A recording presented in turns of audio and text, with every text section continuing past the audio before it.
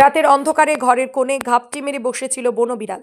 একদিকে অন্ধকারে দূর থেকে সেফটি লেপার্ড ভেবে আতঙ্ক ছড়ালো এলাকায়। ডুয়ার্সের মাটিয়ালি ব্লকের উত্তর ধূপচড়া হাকিমউদ্দিন পাড়া এলাকার ঘটনা। জানা গেছে, শুক্রবার রাতে এলাকার বাসিন্দা বুলবুল ইসলামের বাড়ির ঘরের কোণে ওই বনবিড়ালটিকে দেখতে পায় পরিবারের সদস্যরা। যেহেতু ওই এলাকায় আগে একাধিকবার লেপার্ড দেখা গিয়েছে, তাই সেটিকে দেখে লেপার্ড ভেবে আতঙ্কিত হয়ে পড়ে সকলেই। মুহূর্তের মধ্যেই বাড়িতে বহু মানুষের ভিড় লক্ষ্য করা যায়। খবর দেওয়া হয় এলাকার পরিবেশপ্রেমী সাবুল হককে। তিনি এসে খবর দেন বন দপ্তরের খুনিয়া স্কোয়াডে। পরবর্তীতে খুনিয়া স্কোয়াডের বনকর্মীরা দীর্ঘ প্রচেষ্টার পর ঘরের কোণ থেকে ওই জন্তুটিকে উদ্ধার করে।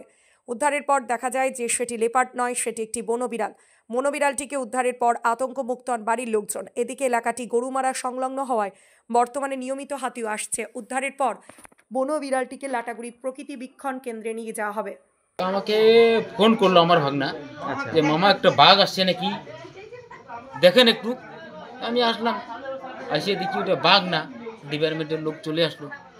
আইসে দেখলো ওইটা বন বিড়াল। অনেক ধস্তাধস্তি করার পরে ওই আমার পাড়া প্রতিবেশীদের কাছে একটু সব কিছু তারপরে শ্বাস করে তারপরে এটা পায়ের হলো যে ওটা অ্যাকচুয়ালি এখনো আমি স্যাক্রিফাই নাই যে এটা বন বিড়াল কি বাঘ।